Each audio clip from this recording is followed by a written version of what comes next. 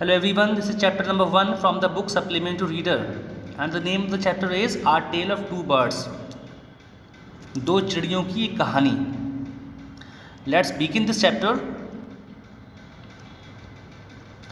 There once lived a bird and had two newborn babies in a forest. एक बार की बात है, एक जंगल में एक मदर बर्ड और उसके दो छोटे छोटे बेबीज़, दो नन्ही चिड़ियाँ रहती थीं. They had a nest in a tall shady tree. उनका घोंसला एक ऊंचे और छायादार पेड़ में था. There the mother bird to care of her little one day and night. जहाँ पर उनकी मदर बर्ड, उनकी माँ, अपने बच्चों की दिनों रात देखभाल करती थी. वन डे, एक बार की बात है, एक दिन की बात है. There was a big storm. एक बहुत बड़ा तूफान आया जंगल में. There was thunder. बिजली कड़कड़ा रही थी. लाइटनिंग, बिजली चमक रही थी. एंड रेन, बारिश भी हो रही थी. And the wind blue down many trees. और हवा ने बहुत से पेड़ों को गिरा दिया था. The tall trees in which the birds lived also came down. और वो पेड़ जिसमें ये चिड़िया अपने घोंसले बनाकर अपने बच्चों के साथ रहती थी, वो पेड़ भी नीचे गिर गया. आप बिग, एक बड़ा सा हैवी ब्रांच, एक बड़ी सी भारी सी टहनी हिट द नेस्ट, वो घोंसले पे आके गिरी. And the kill the bird. और जो मदर बर्ड थी वो मर गई. फॉर्चुनेटली, भाग्यवश, फॉर द बेबी बर्ड्स, जो नन्ही चिड़ियाँ थी, जो बेबी बर्ड्स थे वो बच गई. The strong wind blew them away to the other side. और जो स्ट्रॉन्ग विंड थी, जो तेज़ हवा थी, वो उन बेबी बर्ड्स को उड़ाकर जंगल के दूसरी ओर ले गई. One of them came down near a cave where a gang of robbers lived. और उनमें से एक पहुंच गया एक गुफा के पास जहां पर डाकुओं का एक ग्रुप रहता था, एक ग्रोह रहता था. The other landed outside rishis आश्रम अ लिटिल डिस्टेंस अवे. और दूसरा पहुंचा एक ऋषि के आश्रम के बाहर, जहाँ कुछ दूरी पर, जहाँ पर एक ऋषि रहते थे उसके बाहर दूसरा बर्ड पहुँच गया. तो इस तरह से हमने देखा कि दोनों बर्ड्स अलग अलग घरों में पहुँच गए. एक डाकुओं के पास पहुँचा और दूसरा पहुँचा ऋषि के पास. तो इस तरह से दोनों को अलग अलग घर मिल गए.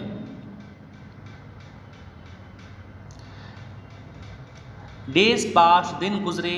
And the baby birds became big birds. और जो नन्ही छोटी चिड़ियाँ थीं वो बड़े होकर बड़ी चिड़ियाँ बन गईं.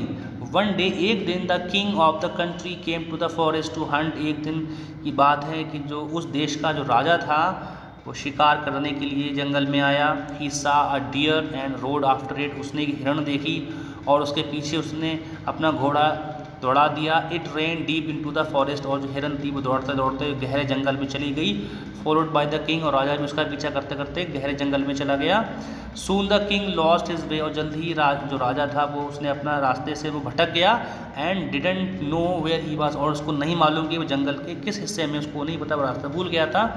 ही rode on for a long time till he came to the other side of the forest. वो लंबे समय तक अपने घोड़े पर दौड़ता रहा जब तक कि वो एक जंगल के दूसरे हिस्से में नहीं पहुंच गया. Very tired by now. वो अब तक बहुत थक चुका था. He got off his horse. अपने घोड़े से उतरा. And sat down under a tree.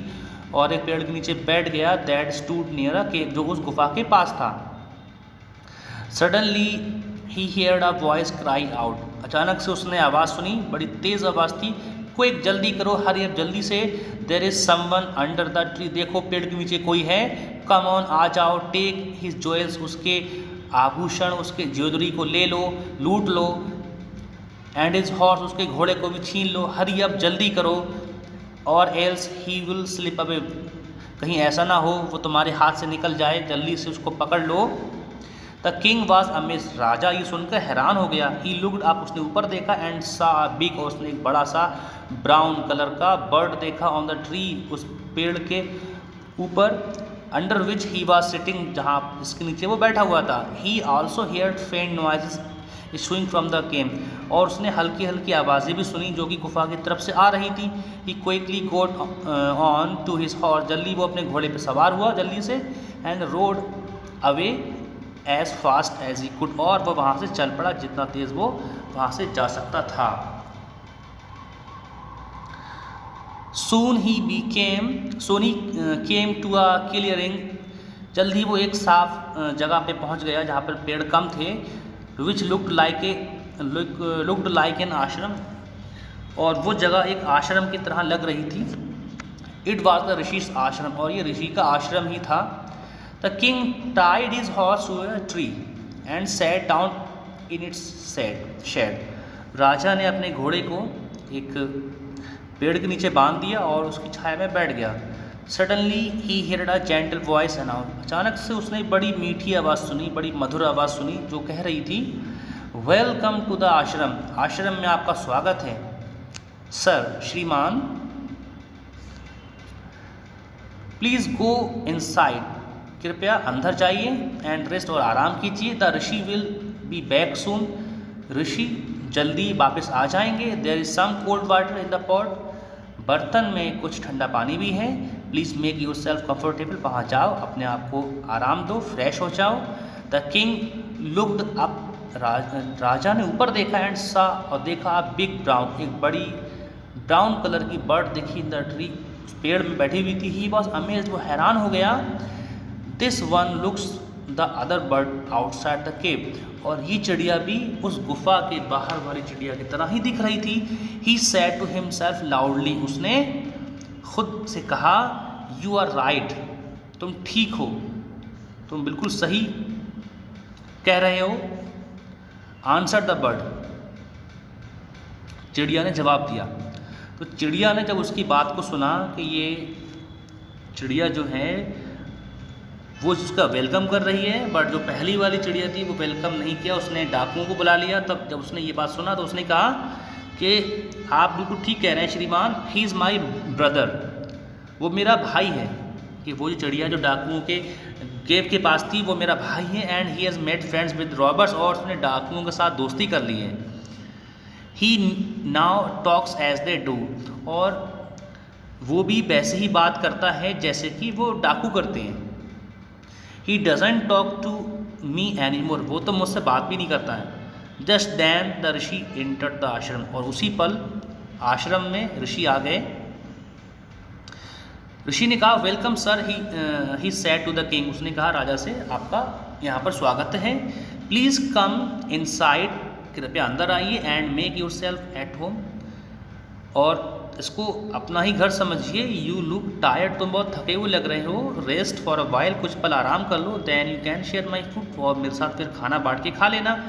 The king told the rishi the story of the two birds and how each had behaved so differently though they looked so alike.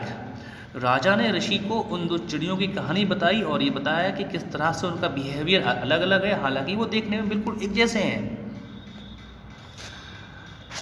The forest is full of surprises, ये जंगल तो बिल्कुल आश्चर्य से भरा हुआ है। ही sad, उसने कहा।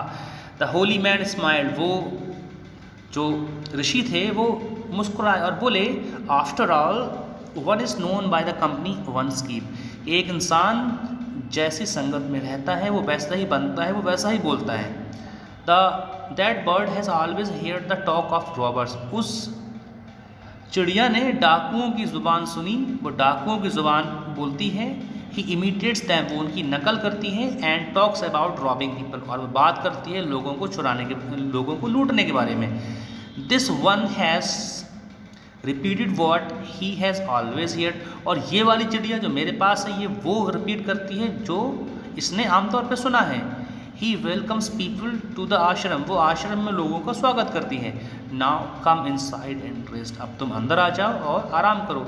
आई will tell you more about this place and this birds, मैं तुम्हें इन चिड़ियों के बारे में और इस प्लेस के बारे में और बताऊँगा। इस तरह से ये हमारा चैप्टर फिनिश हो जाता है।